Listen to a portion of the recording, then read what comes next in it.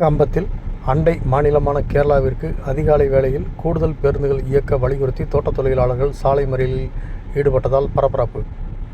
தேனி மாவட்ட எல்லையான கேரள மாநில இடுக்கி மாவட்டத்தில் கம்பமெட்டு, கூட்டாறு, வண்டன்மேடு, மாலி, கட்டப்பனை உள்ளிட்ட பகுதிகளில் இருந்து ஏராளமான ஏலக்காய் தோட்டங்கள் உள்ளன. தினசரி தோட்டப்பணிக்கு கம்பம் மற்றும் சுற்றுவட்டார பகுதியிலிருந்து ஆயிரக்கணக்கான தொழிலாளர்கள் ஜீப் மற்றும் அரசு பேருந்துகள் மூலம் பணிகளுக்கு சென்று வருகின்றனர்.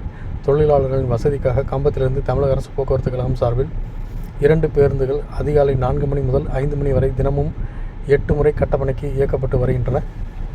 அதுபோல கட்டப்பனையிலிருந்து கேரள அரசு பேருந்தும் கம்பத்திற்கு இயக்கப்படுகிறது. குறிப்பாக மாலை 5:45, 6:30 மற்றும் 7:05 மணிக்கான பேருந்துகளில் தொழிலாளர்கள் அதிக அளவில் பயணம் செய்வது வழக்கம். இந்த நிலையில் பேருந்தின் மூலம் ஏலத்தோட்ட வேலைக்கு செல்லும் கூலி தொழிலாளிகளின் எண்ணிக்கை தற்போது அதிகரித்து காணப்படுவதாகவும், இதற்கான போதிய பேருந்து வசதிகள் இல்லாததால் தோட்ட தொழிலாளர்கள் மிகவும் அவதியடைந்து வருவதாகவும் கூறப்படுகிறது. தினசரி கம்பத்திலிருந்து கேரளா பகுதிக்கு இயக்கப்படும் பேருந்துகள் முறையாக நேரத்திற்கு இயக்காமலும், பழுதடைந்தும் ஓரிரு நாட்கள் முற்றிலுமாக சேவை இல்லாமலும் நிறுத்தப்படுவதாகவும், இதனால் தொடர்ந்து ஏலத்தோட்ட தொழிலாளர்கள் வேலைக்கு செல்ல முடியாமல் அவதியடைந்து வருவதாகவும் கூறப்படுகிறது. இந்த நிலையில் திடீரென அரசு பேருந்தில் பயணம் செய்யக்கூடிய ஏலத்தோட்ட தொழிலாளர்கள் கம்பம் புதிய பேருந்து நிலையம் மற்றும் கம்பமெட்டு சாலை சந்திப்பு உள்ளிட்ட பகுதிகளில் திடீரென சாலை மறியலில் ஈடுபட்டனர்.